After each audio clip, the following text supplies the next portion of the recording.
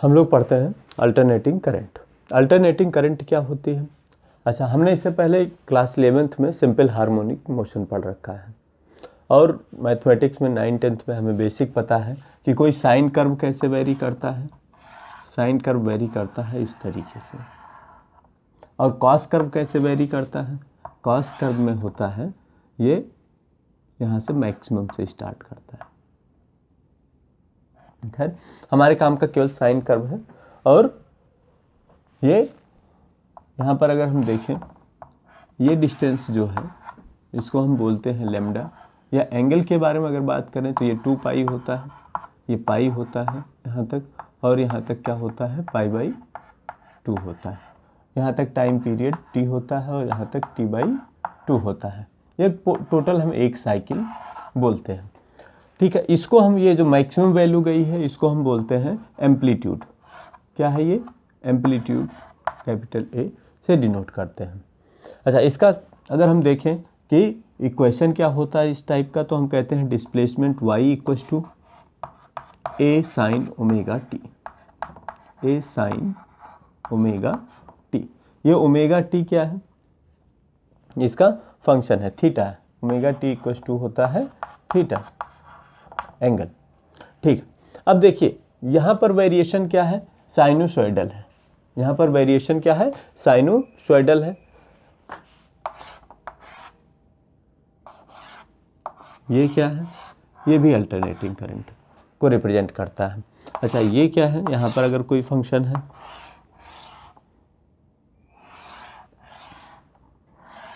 इस टाइप से, तो ये भी क्या है? अल्टरनेटिंग करंट है। लेकिन हमारे केस में, हमारे सिलेबस में केवल साइनोसॉइडल अल्टरनेटिंग करंट है, तो हम इसको पढ़ेंगे। इस टाइप की स्टडीज़ हम नहीं करेंगे।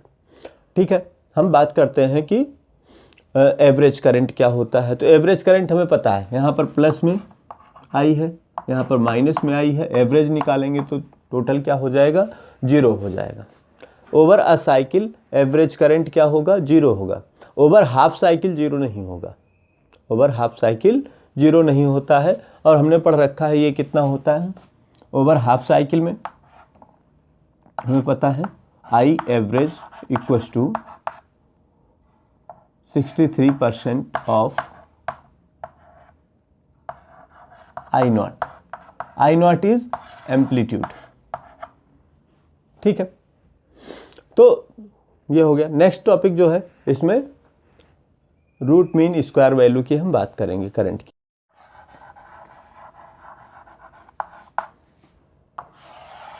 RMS value of current, root mean square value क्या होता है? इसमें हम लोग देखते हैं ये हीटिंग इफेक्ट पर बेस्ड होता है। जैसे कोई भी करंट है उसका नेचर क्या है? अल्टरनेटिंग इन नेचर है। मतलब हाफ साइकिल में इसको अगर हम पॉजिटिव मान लें तो ये पॉजिटिव है, और नेक्स्ट हाफ साइकिल में ये क्या है? निगेटिव है। जो मैक्सिमम वैल्यू होगी करंट की वो क्या होती है? I0 होती है, जिसको हम करंट एम्पलीट्यूड भी बोलते हैं। ये क्या होता है? करंट एम्पलीट्यूड होता है। हाफ साइकिल में पॉजिटिव, हाफ साइकिल में निगेटिव होता है। तो यहाँ पर हम देखते हैं कि ये पॉजिटिव हाफ माइनस और नेगेटिव हाफ दोनों मिलके क्या हो जाते हैं? 0 हो जाते हैं। तो आखिर में हमें करंट मिलती कहाँ से है अगर एवरेज इनका 0 है? तो यहाँ पर इन्होंने जुगाड़ मेथड निकाला, RMS वैल्यू निकाली। RMS वैल्यू का मतलब क्या? IRMS = हम लिख सकते हैं I1 square plus I2 square plus I3 square and so on upon n, जितने भी नंबर्स हम यूज़ करेंगे। ठीक है, ये अगर हम डिफाइन करें तो हम इसको डिफाइन करते हैं, it is value of DC current, DC या direct current which produces same heating effect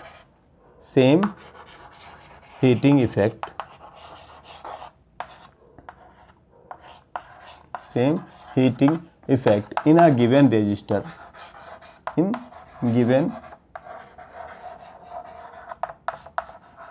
resistor,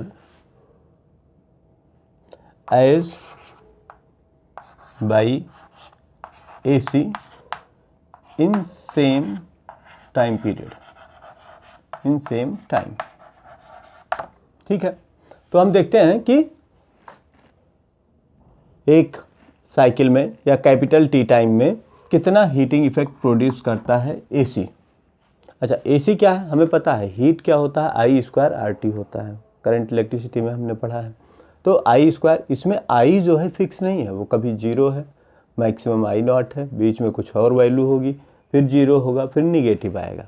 तो यहाँ पर जब कोई variable varying continuous varying quantity होती है तो हमें निकालने के लिए, उसकी वैल्यू फाइंड आउट करने के लिए हम क्या करते हैं, इंटीग्रेशन मेथड यूज़ करते हैं। तो हम इंटीग्रेशन मेथड से फाइंड आउट करते हैं।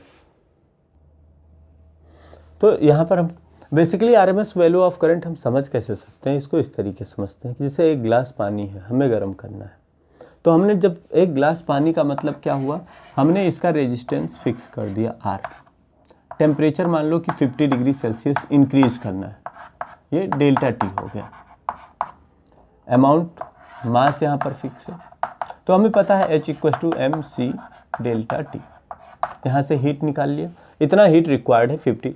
अब हमें चाहिए क्या कि H और दूसरा फॉर्मूला क्या है, I square R T, DC के लिए, फॉर DC करंट के लिए हमने कहा ये हो गया। अगर AC सेम काम के लिए यूज़ करें तो उसकी कितनी वैल्यू निकल के आती है, तो AC के लिए हम यूज़ करते हैं कि H कितना आएगा, हीटिंग इफेक्ट, तो यहाँ से क्या होगा, I square R D T, 0 to T में। तो यहाँ से हम देखते हैं I को क्या लिख सकते हैं, I क्या है, साइनोसॉइडल करंट है, तो I को I not sine omega T लिख सकते हैं। तो यहाँ पर हम वैल्यू पुट कर देते हैं, I नॉट स्क्वायर बाहर आ जाता है, integration sign square omega T D T 0 to T। यहाँ से अगर हम देखें तो ये I not square R sine square omega T को हम लिख सकते हैं क्या, 2 से डिवाइड कर दिया, यहाँ पर 2 से मल्टीप्लाई कर दिया, और 2 साइन यहाँ से ये आ जाएगा 1 minus cos 2 omega t into D T. इसको इंटीग्रेट करेंगे तो यहाँ से निकल के आएगा, वैल्यू पुट करने पर I not square R T upon 2। अच्छा, यहाँ पर हीटिंग इफेक्ट DC के लिए इतना था, यहाँ पर कितना आया, AC के लिए इतना आया हुआ है। तो अगर हम इसको इफेक्टिव वैल्यू ऑफ DC की जो वैल्यू होती है वही इफेक्टिव रहती है, तो हम इसको IRMS भी लिख सकते हैं। इन दोनों को जब इक्वेट करेंगे तो यहाँ से IRMS निकल के आएगा कितना, IRMS = I नॉट अपॉन √2, या IRMS = 1/√2 की वैल्यू होती है 0.707 I नॉट, तो ये भी एक वैल्यू हो गई। Similar V = V not upon √2। अच्छा, सिंपली V दिया हुआ है, इसका मतलब VRMS दिया हुआ, इफेक्टिव वैल्यू हमें बताई गई। जैसे हमारे घरों में लाइट बताया जाता है 220 है, मतलब 220 किसकी है, VRMS है। VRMS क्या है, उसका हीटिंग इफेक्ट के बेसिस पर है, और एक्चुअल में वो मैक्सिमम कितना जा रहा होगा, हम √2 से मल्टीप्लाई करते हैं तो हमें 220 × √2 दैट इज़ 311 वोल्ट, वो 311 वोल्ट का हमें झटका लगेगा अगर हम छुएंगे उसको तो। ठीक है, यहाँ से अब हम देखते हैं कि फेजर डायग्राम क्या होता है। एक चीज़ और ध्यान देने वाली है यहाँ पर कि जो AC है उसका नेचर क्या है, अल्टरनेटिंग, मतलब ये इधर से इधर साइन चेंज होता रहता है। अगर साइन चेंज होने का मतलब कि अगर पार्टिकल इलेक्ट्रॉन है वो इधर जा रहा है हाफ साइकिल के लिए, तो नेक्स्ट हाफ साइकिल में यहाँ वापस आ जाएगा। तो जो हम करंट इलेक्ट्रिसिटी DC में बात करते हैं, DC में इलेक्ट्रॉन एक सेल के एक टर्मिनल से यहाँ से स्टार्ट होके इधर से घूम के यहाँ पर आता है, लेकिन AC के केस में इलेक्ट्रॉन क्या है, अपनी मेन पोजीशन के अबाउट ओसिलेट करता है, सिंपल हार्मोनिक मोशन में होता है, वो अपनी पोजीशन को छोड़ता नहीं। ठीक है, तो इसका क्या है, साइन क्या होगा, प्लस हाफ होगा, माइनस हाफ होगा। तो जो हमारा गैल्वेनोमीटर है, जो मैग्नेटिक इफेक्ट पर डिपेंड करता है, वो इसको मेज़र नहीं कर सकता है। तो इसको मेज़र करने के लिए हम लोग क्या यूज़ करते हैं, hot wire ammeter, hot wire volt meter use करते हैं, जो हीटिंग इफेक्ट पर वर्क करता है। तो हम यहाँ पर आगे ध्यान रखेंगे, अब AC पर जो भी इंस्ट्रूमेंट होंगे वो हीटिंग इफेक्ट पर काम करते हैं और करंट की वैल्यू पर या उसके मैग्नीट्यूड के हिसाब से काम नहीं करते हैं। केवल फेजर डायग्राम को हम स्टडी करते हैं। फेजर डायग्राम, ये फेजर डायग्राम की बात क्या हो रही है, हम सिंपली से ये बात करने जा रहे हैं कि इलेक्ट्रिक करंट और वोल्टेज दोनों क्या है, साइनोसॉइडल वेरिएशन होता है। और जो वेक्टर, जो स्केलर्स साइनोसॉइडल वेरिएशन होता है जिनमें, उनको हम वेक्टर की तरह ऐड कर सकते हैं। उन स्केलर्स को हम रोटेटिंग वेक्टर्स बोलते हैं। तो आगे से हम देखेंगे कि वोल्टेज और करंट दोनों स्केलर क्वांटिटीज़ हैं, बट उनको हम वेक्टर की तरह डील करेंगे। चलिए ठीक है, इसमें हम सर्किट की बात करते हैं। हम फर्स्ट सर्किट क्या है, सर्किट कंटेनिंग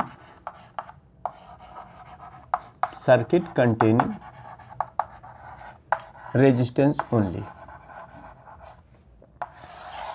क्या है, अगर हम इसका डायग्राम बनाते हैं, यहाँ पर वोल्टेज है, अल्टरनेटिंग नेचर होता है, इसलिए हम इस तरीके से रिप्रेजेंट करते हैं। वोल्टेज हमने अप्लाई किया है V = V0 sin omega t, V0 sin omega t, ये रेजिस्टेंस R। ठीक है, तो I = क्या होता है, I = होता है V/R, और V को क्या लिख सकते हैं हम लोग, V0/R × sin ओमेगा t। तो V0/R को हमने क्या लिख लिया, I0 sin ओमेगा t। तो I = क्या मिल गया हमें, I0 sin ओमेगा t। अच्छा देखिए, यहाँ पर जो एंगल होता है साइन के बाद जो लिखा होता है ओमेगा टी, उसको हम आर्गुमेंट बोलते हैं। Argument of sine is omega T. Same यहाँ पर देखें ओमेगा टी है, मतलब थीटा जो है दोनों के केस में सेम है, इसलिए ये दोनों हम कहेंगे सेम फेस में है। क्या लिखेंगे, I and V, current and voltage are in same phase. Same phase का मतलब क्या होता है, देखिए हमने simple harmonic motion class 11th में पढ़ा था कि अगर कोई पार्टिकल है, यहाँ पर है, हमने इसके सेंटर से कनेक्ट कर दिया। अब इसका एंगल क्या है, ओमेगा टी है, ये पार्टिकल पी है, दूसरा यहाँ पर है, इसको क्यू कह दिया हमने, तो इसका एंगल क्या है, थीटा है। अब पी के लिए जब हम इक्वेशन लिखेंगे यहाँ पर, तो पी के लिए जब लिखेंगे तो हम इसको लिखेंगे, मान लीजिए रेडियस ये आर है, तो इसको लिखेंगे आर साइन ओमेगा टी, और जब क्यू के लिए लिखेंगे तो R sine omega T plus theta.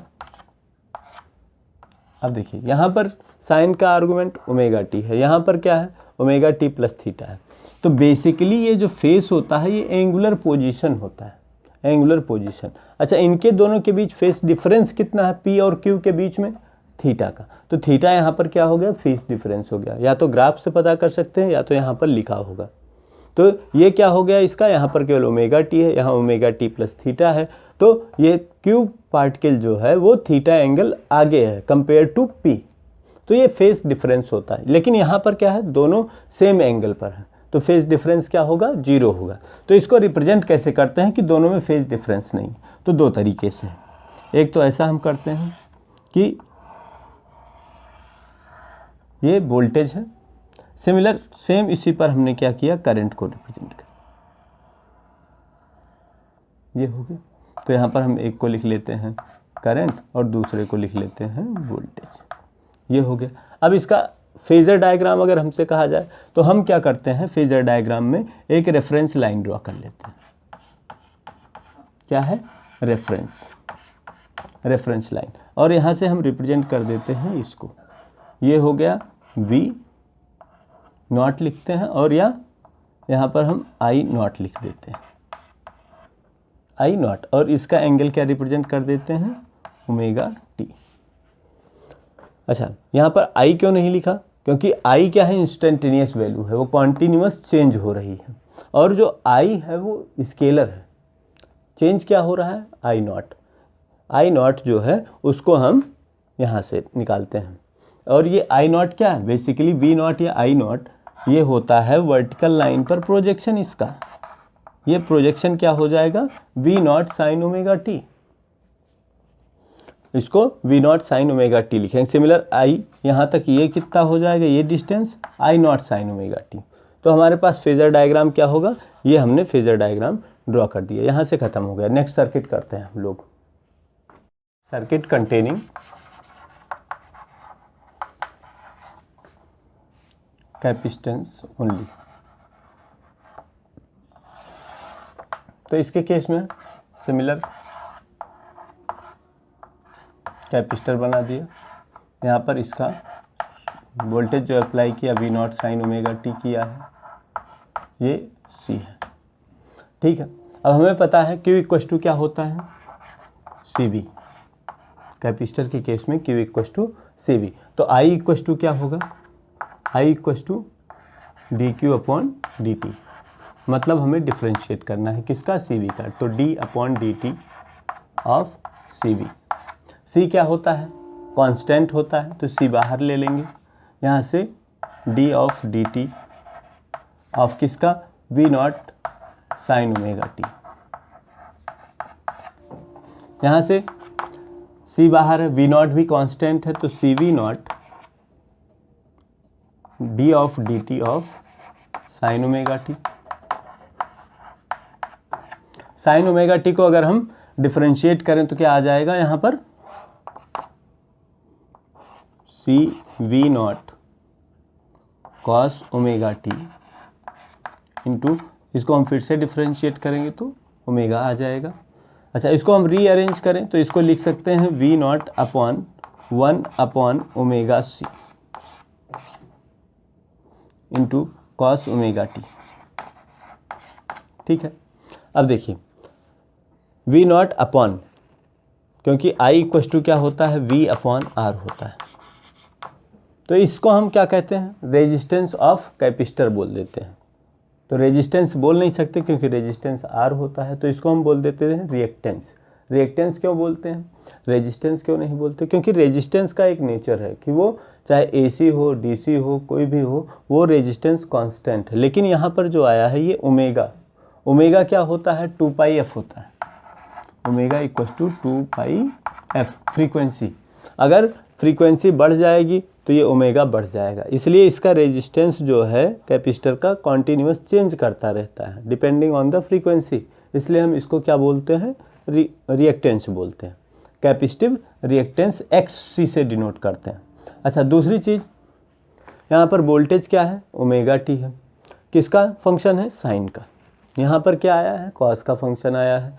तो हम जब एंगल को कंपेयर करना होता है तो हम देखते हैं दोनों क्या होने चाहिए, या तो साइन ओमेगा टी होने चाहिए या तो दोनों कॉस ओमेगा टी होने चाहिए। लेकिन यहाँ पर क्या है, अलग अलग है, तो हम क्या करते हैं, इस कॉस ओमेगा टी को साइन के टर्म में कन्वर्ट करते हैं। तो यहाँ से नेक्स्ट हम लोग क्या लिख लेते हैं, V not upon X C लिख लेते हैं, 1 upon omega C is X C. और कॉस ओमेगा टी को क्या लिख सकते हैं हम लोग, साइन ओमेगा टी प्लस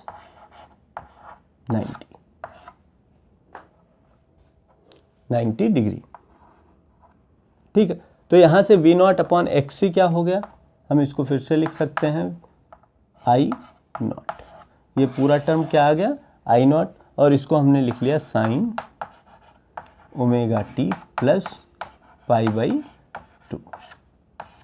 तो आई इक्वस टू यहाँ पर आ गया I naught sine omega T plus pi by 2। तो यहाँ से अगर हम कंपेयर करें अब किससे, इस v equals to V not sine omega T से, यहाँ पर साइन का फंक्शन आर्गुमेंट क्या है, ओमेगा टी है, यहाँ पर क्या है, omega T plus pi by 2 है। Omega T plus pi by 2 मतलब ये 90 डिग्री आगे है इससे। इसको रिप्रेजेंट कैसे करेंगे, यहाँ पर देखते हैं। इसको अगर रिप्रेजेंट करना हो तो ये तो हो गया वोल्टेज। अब देखिए ये क्या है, 90 डिग्री आगे है, मतलब ये आगे होने का मतलब इसने पहले ही शुरू कर दिया होगा। यहाँ पर यहाँ से स्टार्ट करेंगे,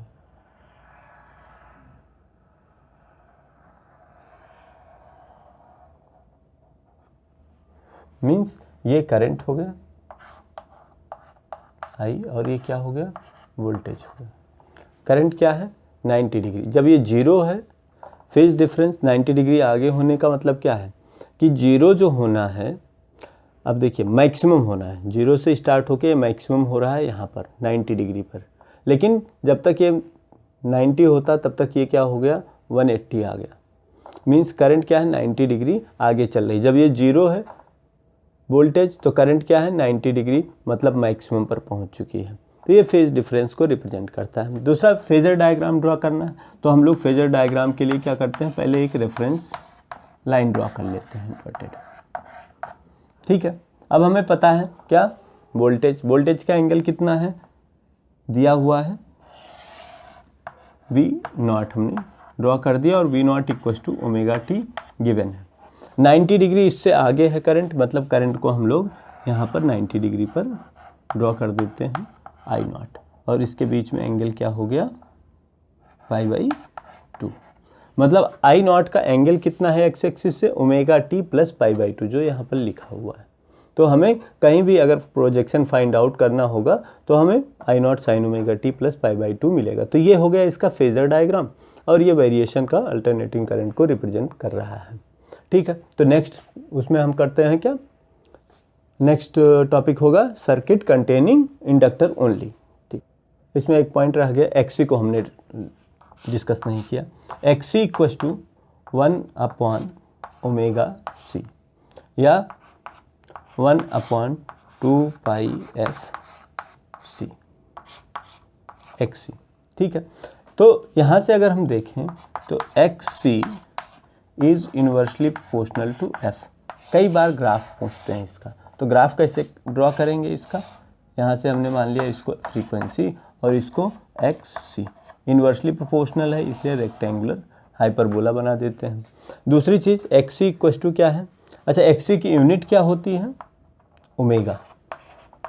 ओमेगा इज़ यूनिट, इसको हम क्या बोलते हैं, कैपेसिटिव रिएक्टेंस, कैपेसिटिव रिएक्टेंस। ठीक है, अब हमें देखते हैं यहाँ से for DC, for direct current F equal to क्या होता है, 0 होता है। फ्रीक्वेंसी अगर हम यहाँ 0 रख दें तो 1/0, तो एक्स सी इक्वल टू क्या आ जाता है, इन्फिनिटी आ जाता है। Means capacitor blocks DC, capacitor blocks DC, मतलब कैपेसिटर अपने थ्रू डीसी करंट को पास नहीं होने देता। कब नहीं, शुरू में पास होने देता है जब तक वो फुली चार्ज नहीं है, फुली चार्ज होने के बाद वो पास नहीं होने देगा, और फिर जब आप करंट ऑफ करोगे तो डिस्चार्जिंग के ड्यूरेशन में करंट फ्लो करेगी। अच्छा, तो ऑन और ऑफ के ड्यूरेशन में करंट फ्लो करती है, बीच में करंट फ्लो नहीं करती है। तो जब करंट फ्लो नहीं करती है तो हम उसको स्टेडी स्टेट बोलते हैं। करंट क्या होता है, करंट कैपेसिटेंस या capacitor is in steady state. ठीक है, अब हम नेक्स्ट टॉपिक करते हैं, सर्किट कंटेनिंग इंडक्टर ओनली। ठीक है, अब हम यहाँ पर इंडक्टर बना लेते हैं। क्या अप्लाई किया है, V equal to V0 sine omega T, ये क्या है L। अच्छा, इसके अक्रॉस वोल्टेज कितना होगा, इलेक्ट्रोमैग्नेटिक इंडक्शन में पढ़ा है, इसके अक्रॉस जो वोल्टेज होगा, अगर करंट यहाँ पर क्या है I फ्लो कर रही है तो ये होता है -L di/dt, voltage across the inductor. अगर हम इसमें using KVL using Kirchhoff's voltage law. क्या होगा, across the close path voltage sum का क्या होना चाहिए, 0 होना चाहिए। तो हम अप्लाई कर देते हैं। यहाँ से क्या आ जाएगा, V minus L D I upon D T equals to 0। तो यहाँ से अगर हम देखें तो क्या आ जाएगा, D I equals to V upon L D T. ठीक है, तो I इक्वल्स टू क्या आ जाएगा, इंटीग्रेट कर देंगे, V को V नॉट लिख लेंगे, V not upon L integration sign omega T D T.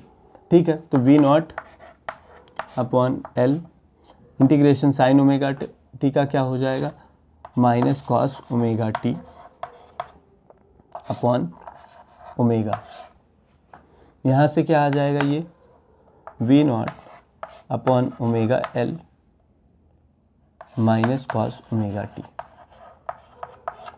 ठीक है, अब देखिए यहाँ पर ओमेगा एल को हम लोग लिख लेते हैं V not upon X L, capacitive inductive reactance इसको बोलते हैं। इंडक्टर है तो इंडक्टिव रिएक्टेंस। यहाँ पर omega L equals to X L है, ध्यान रखेंगे, बाद में हम इसको डिस्कस करेंगे।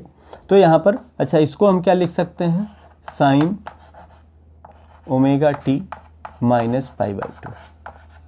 ये ध्यान रखना, यहाँ पर क्या आएगा, माइनस पाई बाई 2। अच्छा X I V not upon X L को हम लोग क्या लिख लेंगे, यहाँ पर इसको लिख लेंगे I equals to I naught sine omega t minus pi by 2।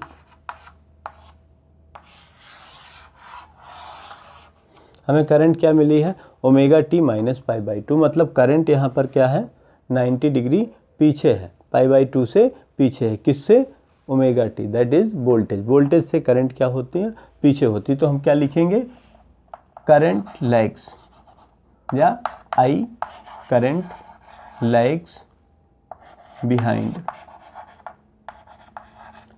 Voltage by pi by 2। ठीक है, यहाँ पर अगर हम देखें इसका फेजर डायग्राम ड्रॉ करें तो फेजर डायग्राम कैसा होगा, एक रेफरेंस पॉइंट ले लेते हैं, ये क्या है, रेफरेंस है। यहाँ से हमने क्या किया, ओमेगा नॉट को बना दिया, कितना है ये, ओमेगा टी है वी नॉट का, और इससे 90 डिग्री करंट पीछे है, मतलब करंट यहाँ पर आई नॉट आ गया।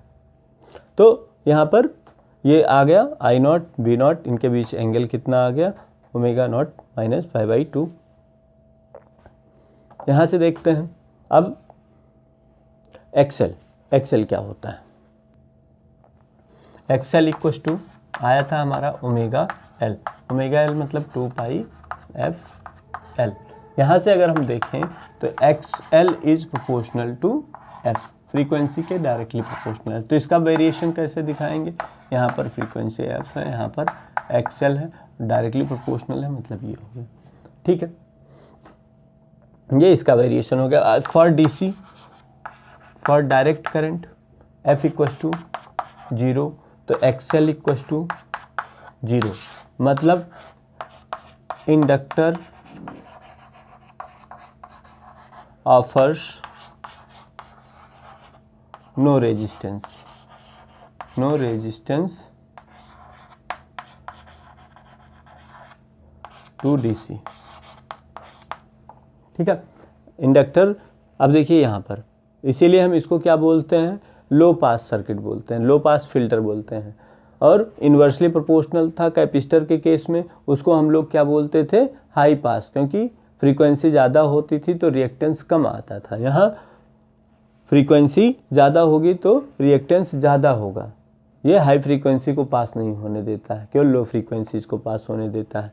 जैसे डीसी है, उसकी फ्रीक्वेंसी 0 है तो उसको ये रेजिस्ट नहीं करता है। ठीक है, अब हम बात करते हैं circuit containing resistance and inductor. अब हमें पता है कि कैपेसिटर के केस में वोल्टेज लैग करता है, इंडक्टर के केस में करंट लैग करता है, और दोनों केस में 90 डिग्री से लैग होते हैं। ठीक है, अब हम बात करते हैं रेजिस्टर। रेजिस्टर में क्या होता है, करंट और वोल्टेज सेम फेस में होता है। और यहाँ पर हम क्या है इस तरीके से ड्रॉ कर सकते हैं, यही होगा वी आर।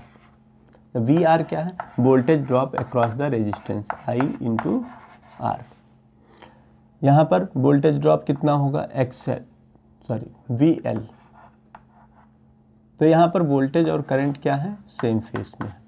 यहाँ पर वोल्टेज क्या है, आगे है, करंट क्या है, पीछे है। तो ये वोल्टेज वी एल हो गया, ये करंट आई हो गई। तो हम अब देखिए पहले एक रेफरेंस पॉइंट ड्रॉ करते हैं।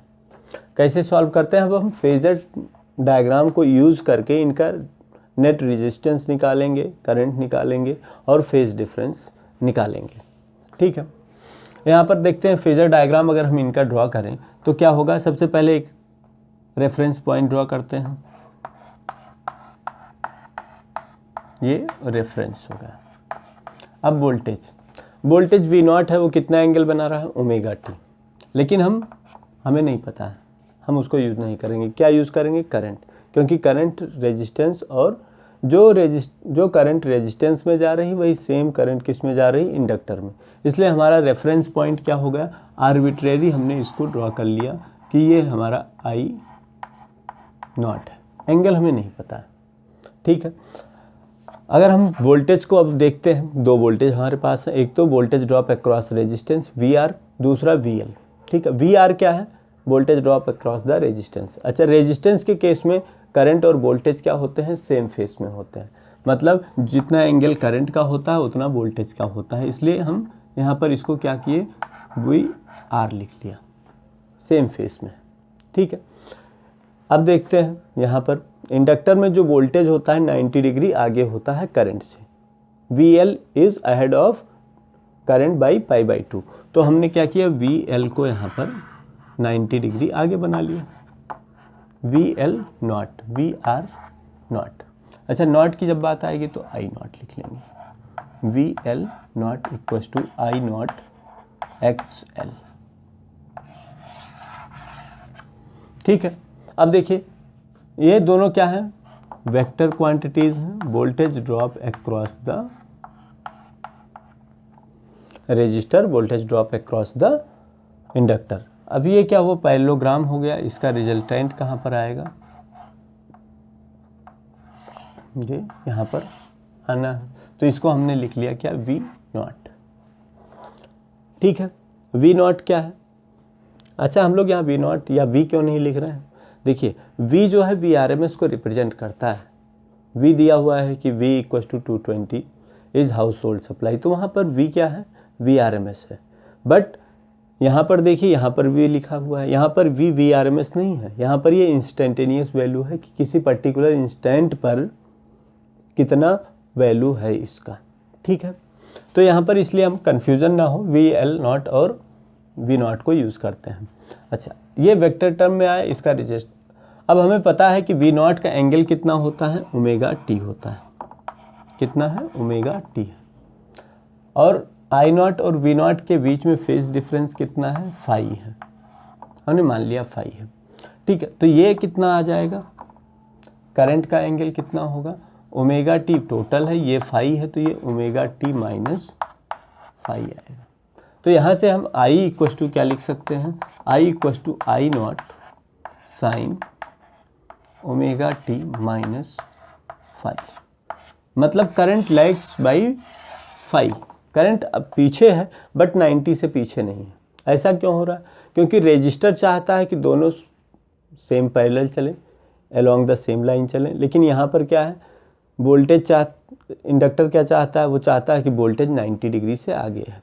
तो ये स्ट्रेंथ के बेसिस पर हम देखेंगे कि ना तो 90 होगा और ना ही 0 होगा, वो बीच में से कहीं से पास होता है। करंट और वोल्टेज के बीच जो फेज डिफरेंस है वो 90 नहीं होगा, कोई अलग वैल्यू आएगी।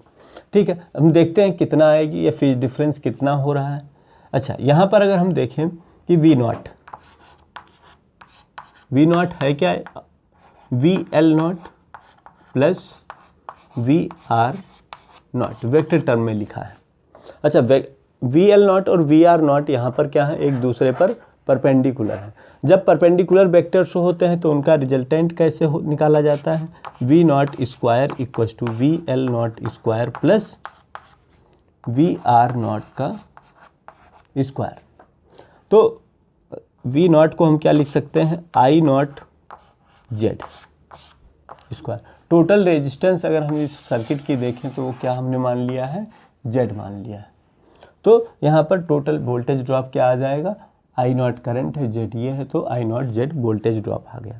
इक्वस टू यहाँ पर क्या आ जाएगा, आई नॉट एक्सएल का square plus I not R का स्क्वायर।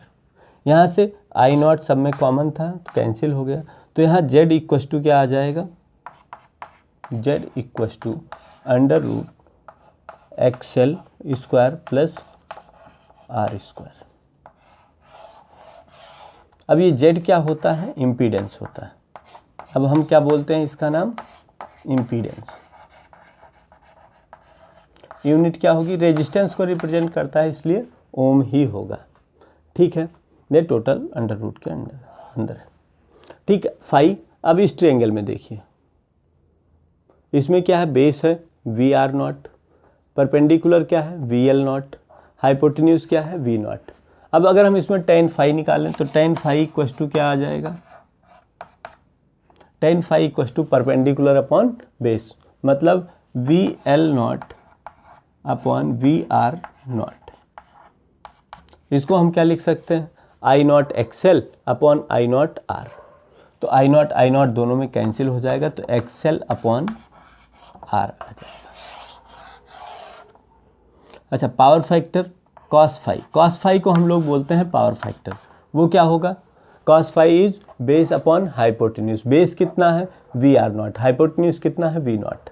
तो V R not upon V not, इसको हम लिख सकते हैं आर अपॉन जेड, क्योंकि वी नॉट इक्वस टू क्या है, आई नॉट जेड लिखते हैं, तो आर अपॉन जेड आ जाता है।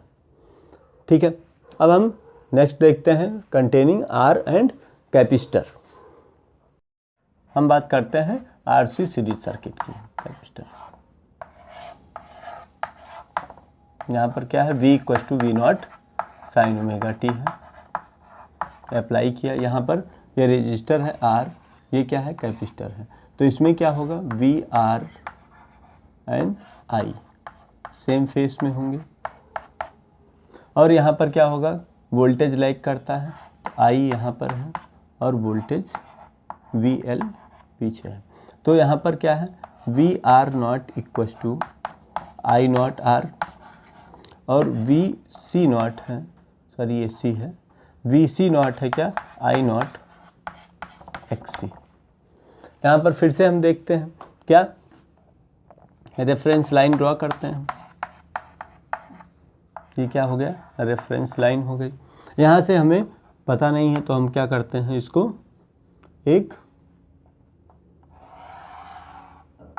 इसको हमने कह दिया ये वी करंट है, तो ये आई नॉट लिख लिया। अब देखिए करंट से और रेजिस्टेंस में जो वोल्टेज है, रेजिस्टेंस में वोल्टेज और करंट क्या होते हैं, सेम फेस में होते हैं, इसलिए हमने सेम एंगल पे ड्रॉ कर दिया इनका। अभी एंगल हमें पता नहीं है। और लेकिन अगर हम देखें कैपेसिटर के केस में तो वोल्टेज क्या है, 90 डिग्री लैग करता है, किससे, करंट से। करंट यहाँ पर है तो वोल्टेज क्या हुआ, हमने यहाँ पर 90 degree V L naught draw कर दिया। ठीक है, ये दोनों क्या है, V R naught V L naught, ये वेक्टर क्वांटिटीज़ की तरह डील करना है तो हम इनका रिजल्टेंट निकालते हैं। कैसे, इसको हम एक पैरेललोग्राम कंप्लीट कर लेते हैं। तो इनका रिजल्टेंट कहाँ पर आएगा, यहाँ पर आएगा। V R naught V L naught, इनका रिजल्टेंट क्या है वी नॉट, तो हमने इसको लिख लिया वी नॉट। अच्छा, वी नॉट का एंगल हमें पता है कितना है, ओमेगा टी। वी नॉट और आई नॉट के बीच में जो एंगल होता है उसे हम फेज डिफरेंस बोलते हैं, फाई। तो आई नॉट का टोटल एंगल कितना हो जाएगा, omega T plus phi, total omega T plus phi. तो इसलिए हम यहाँ पर लिख लेते हैं I equals to I naught sine omega T plus phi. यहाँ पर क्या है, करंट लीड्स बाई फाई, तो फाई की वैल्यू निकाल लेते हैं। कैसे, टेन फाई इक्वस टू क्या आ जाएगा, यहाँ पर इस ट्रायंगल में देखिए, यहाँ पर ये किए ट्रायंगल, ये और इसमें यहाँ पर बेस ये है, परपेंडिकुलर ये है, हाइपोटेन्यूस ये है। तो tan equals to base upon hypotenuse. Base क्या है? V R not upon V naught, या हम इसको लिख सकते हैं r upon base upon perpendicular होता है, कॉस होता है, sorry cos phi equals to base upon hypotenuse. तो यहाँ से r अपॉन जेड आ जाएगा। tan फाई कितना होगा? tan फाई होगा परपेंडिकुलर अपॉन बेस। परपेंडिकुलर क्या है? VC नॉट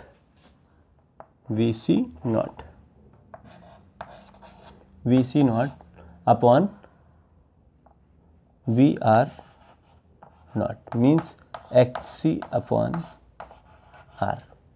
तो ये इसके ठीक है।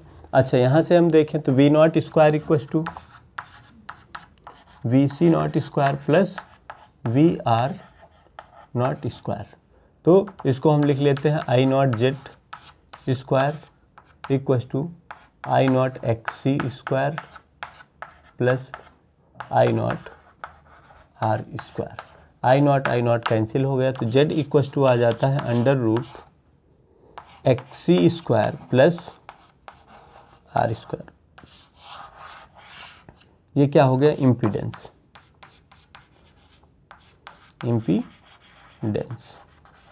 यूनिट क्या होगी? ओम।